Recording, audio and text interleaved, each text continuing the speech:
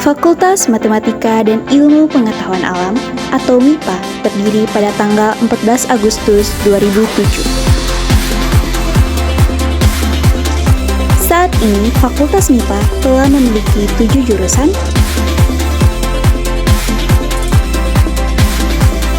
salah satunya adalah jurusan Kimia, memulai programnya sejak tanggal 18 Februari 2004.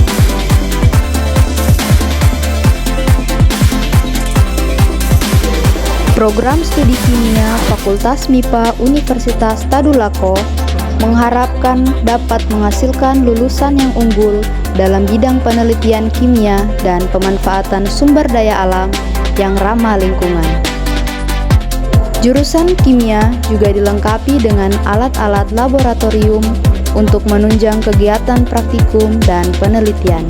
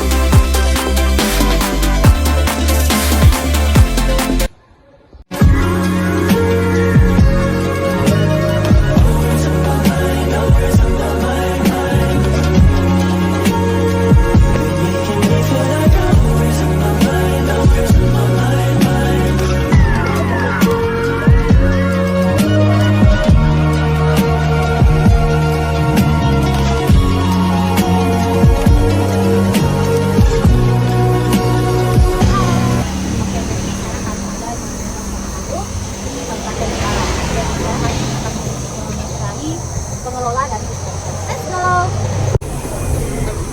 Assalamualaikum Bapak. Waalaikumsalam warahmatullahi wabarakatuh. Kami dari kelompok kami ada tugas dari kuliah pendidikan kelas 7 membuka kimia di Selako. Terus kami mau memperkenalkan diri dulu. Oke. Nama saya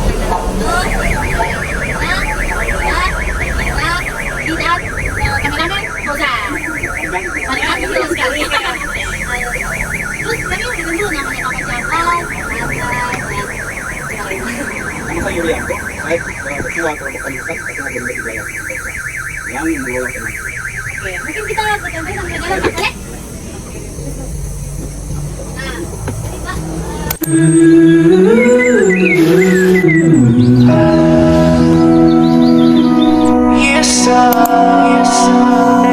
Sorry, I'm gonna leave. I'm driving so far. Tell me why you couldn't take me and say you want me again. Never wanna lose me. Oke, nah, ini sebenarnya pemerintahnya atau bagaimana? Ini kalau hutan mangrove pemerintahnya jelas. Kalau tempat ini kalau kita mengelola karena ini wilayah diberikan kekuasaan atau tanggung jawab dari kalau Satuan Pengelolaan Hutan tapi hewan lalu lintas menjaga menjalankan kawasan sekitar 9 hektar lebih hampir 10. Berarti, tapi ini banyak jenis kan Pak? Banyak. Kemarin yang berhasil kami identifikasi sekitar 15 jenis. 15. Belum selesai semua karena mangrove ini bukan cuma tumbuhan yang berbatang, dia termasuk rumput-rumputan mangrove juga, pakan mangrove juga. Yang penting mangrove itu tumbuhan yang ada di sekitar kawasan atau pesisir pantai. Mangrove cuma terbagi dua lagi, mangrove sejati dan mangrove asosiasi. Dan tiga laut pasang dan enam laut. Kalau mangrove asosiasi tumbuhan yang hidup di hutan tapi hidup di pantai juga. Tentunya ketapang. Kalau ketapang ada kegiatan pelestarian yang dilakukan di tempat ini berbiasa kami gitu untuk merawat mangrove ini? Kalau sekarang sih tidak ada lagi. Karena kenapa? Dulu sering menanam karena lokasinya sudah banyak kita tanam terus tidak mungkin kita tanam semua karena kan ada wilayah-wilayah yang pengenalan harus masuk. Kalau kita tanam pengenalan tidak akan bisa masuk. Nah ini ada daerah kita kosongkan harus masuk. Nah kalau kemarin yang wilayah kosong kita tanam.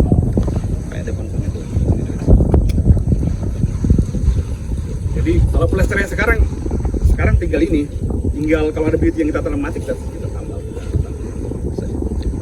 dengan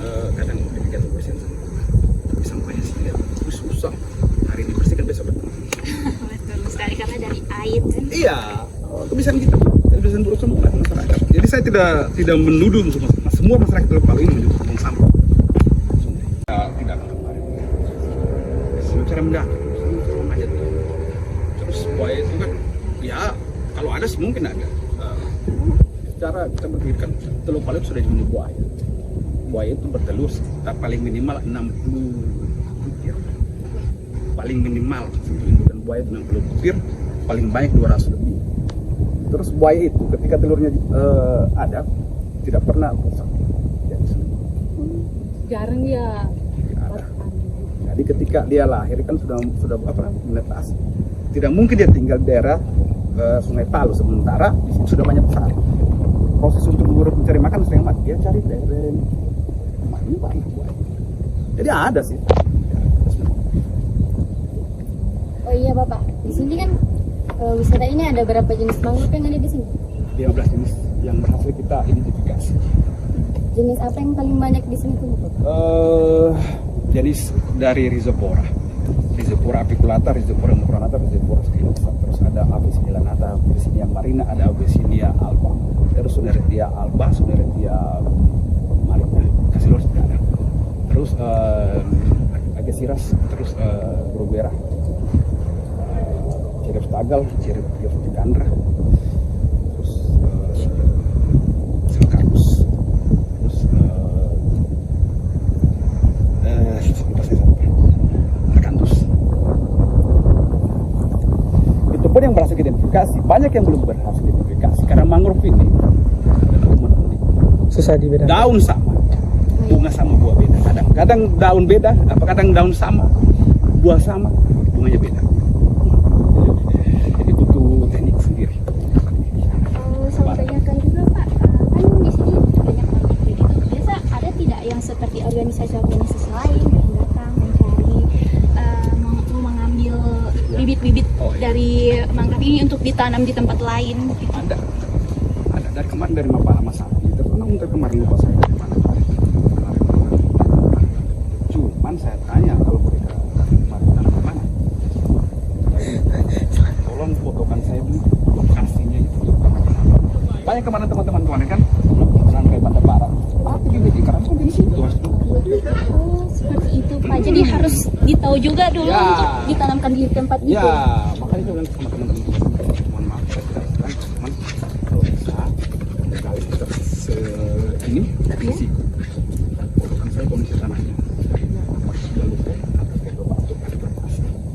Jika kita menentukan kita nanam, terus sembarang tanam bibit. Nah, ini bibit harus di lumpur, kita tanam di pasir dan hidup. Hidup dia, makanya saya bilang hidup. Sekarang ada kayak jenis itu kan dari Rhizopora. Sanitizer. Apa? Ini jenis Soneretia. Jenis Soneretia ini bisa jadi jus. Ini kalau di Jawa orang bilang apel laut. Jenis ini. Iya, buahnya sudah matang. Belum, dia akan pecah.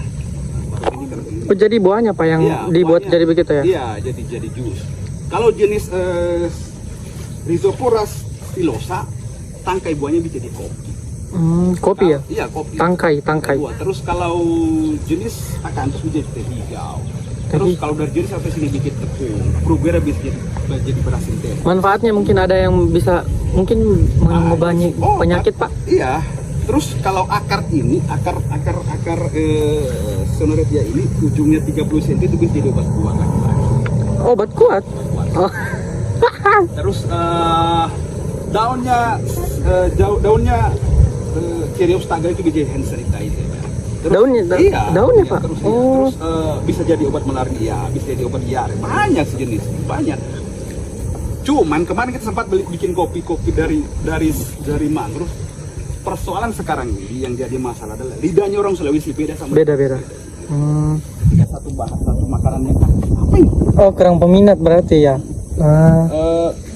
Bukan kurang peminat maksudnya. Teman-teman saja di sini kayak lain dia rasa. Iya. Pertama kali kita buat kopi itu teman-teman pas jadi ya kepengen semua saja. Sudah minum saya bilang.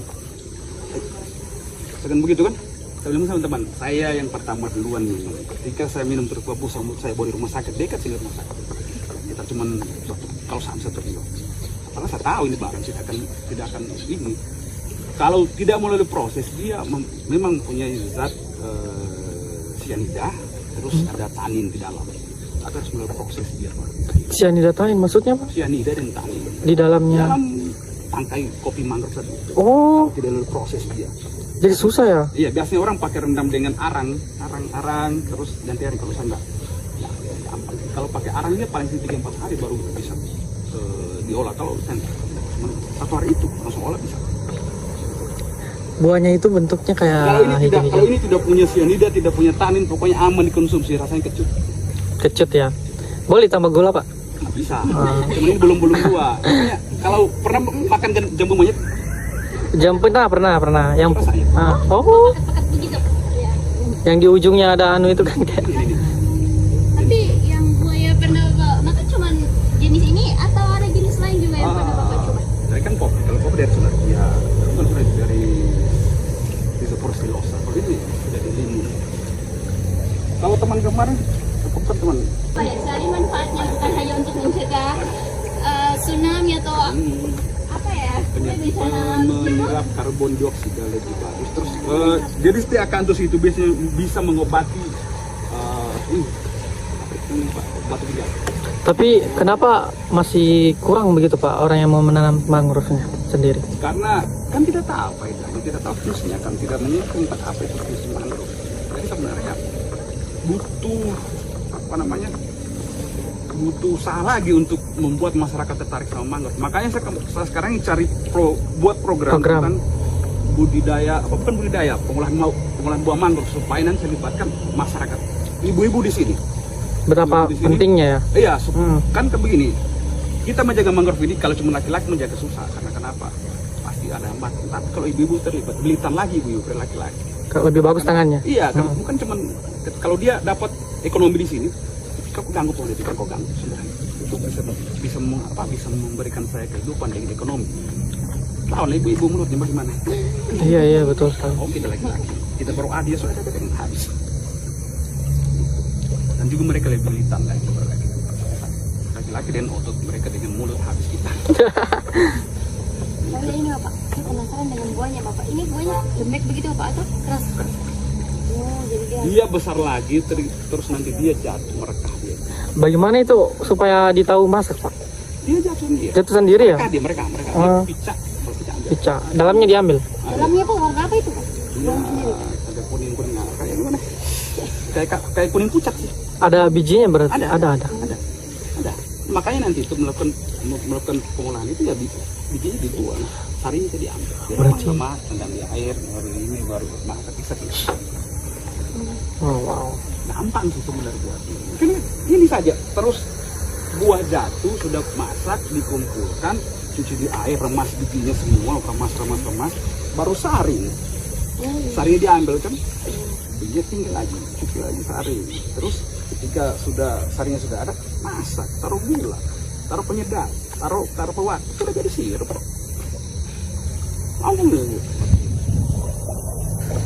Jadi Pak, ini pengolahan buahnya ini mungkin ada kayak tantangan tidak boleh. Tidak ada kriteria khusus buat ini, karena ini tidak mengandung racun buahnya. Kecuali yang tadi Sunaria Rhizopora mengandung racun. Terus Bruguiera tidak mengandung racun. Avicennia tidak mengandung racun. Yang ini yang buah panjang itu yang gini, ini mengandung racun. Ini racun? Mengandung racun, bukan racun, mengandung racun. Jadi butuh proses biar ada proses khusus dia untuk menghilangkan racunnya. Difiltrasi banyak proses. Pak, tapi racun dari buah itu tidak berpengaruh untuk pertumbuhan mangrove di sini atau berpengaruh? Racun dari buahnya Tidak. Kalau kamu makan berpengaruh bagi tubuh kamu. Bagi tubuh manusia, tapi tidak. tidak untuk mangrove Ini kan di sini. tidak. Dia punya Oh iya, berarti racunnya ini muncul. ini bisa jadi sabun. Oh, ini yang Dosen kamu kemarin kok bisa kasih contoh lagi. Dia bisa jadi cuci. Saya mencuci. banyak sekali manfaatnya Pak. Cuman Masih susahnya kita ini saja. Kita kekurangan tenaga untuk mengolah mangrove, kedua lagi kekurangan tenaga untuk memberikan edukasi. berarti alasan Bapak begini tuh supaya edukasi ke masyarakatnya itu lebih menonjol ya. Makanya saya bilang tadi kita buat wisata ini bukan cuma tempat wisata datang tak buat foto apa. Datang kemarin bertanya tentang mangrove kita jelaskan. Semampu kita, tahu kita. Kalau tidak tahu sama-sama kita belajar. Itu saja.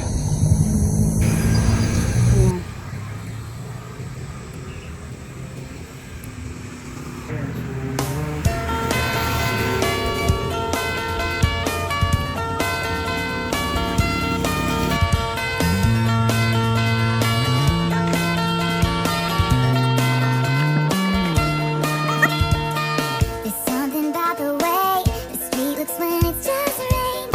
Oke guys, jadi sekarang kami ada di Kelurahan Tabungan Besar. Kami akan bertanya tentang apa saja dampak mangrove bagi masyarakat sekitar. Nah sekarang kami sudah berada dengan Ibu Sonia. Nah sebelum itu Ibu, saya bisa bertanya, saya akan perkenalkan diri dulu dan teman saya. Kenalkan, saya Miranda, ini Elvira, dan Nisa Ingin, Nina Aulia, dan Nina Melina. Dan kameramen kami yang namanya Muhammad Musa. Kemudian dari mana asal? Oke, kami berasal dari Universitas Tadulako, Fakultas Matematika dan Kimia Utara, Universitas Kimia.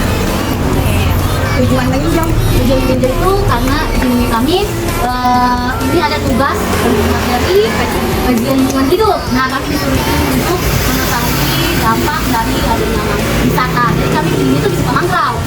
Nah, jadi kami sudah bertanya kepada Ketua Mangrove, jadi Pak Yulianto. Jadi sekarang kami mau bertanya lagi kepada masyarakat, apa benar dampaknya, benar dampak itu baik buat masyarakat kita sini. Nah, itu baik. Nah, luar biasa baiknya. Cara menahan itu sudah. Tsunami kemarin? Ya. Banyak orang tidak dari sama, tidak ada tsunami. Tidak ada apa-apa. Kemarin itu tsunami, oh nggak ada. Tidak ada Hancur apa? Nah, itu dah. Gempanya, gempa saja. Nah, tempat saja. Di dengan air tsunami dan kemarin tidak ada. Tidak ada di tahu ya. Apakah ada anak-anak yang sebagai anggota di sana atau apa? Banyak kenapa?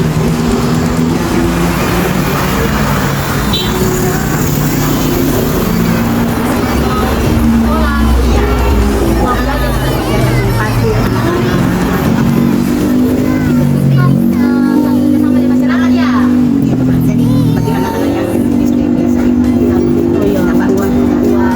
Jadi di situ menjual ada jualan-jualan. Iya. Jadi bagus juga dampak mangrove yang jadi peluangnya sudah terkenal.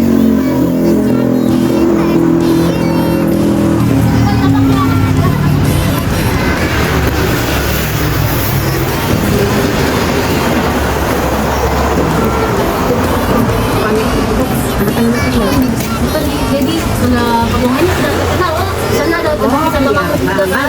Memang banyak yang masih. Hasil ini seperti kalau jualan itu kan tidak juga penghasilannya karena banyak wisatawan yang datang. Dia Iya. dia suatu kali di sana. Iya. Jadi bagaimana? Kita buka. Betul. Wah. Oke, jadi sekarang sudah selesai sesinya. Kami tentang apa saja dampak bagi kita. Yang kita bisa berterima kasih banyak dalam dalam.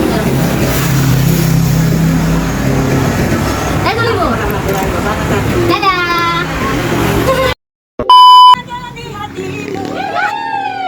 Apapun yang ku berikan, cinta dan kerinduan Oke. untukmu dambaan hatiku. Oke guys, jadi sekarang kami sudah selesai untuk mewawancarai Bapak tentang mangrove dan lingkungan serta dampak-dampaknya yang sudah terjadi karena adanya mangrove. Oke Bapak, kami mengucapkan terima kasih banyak.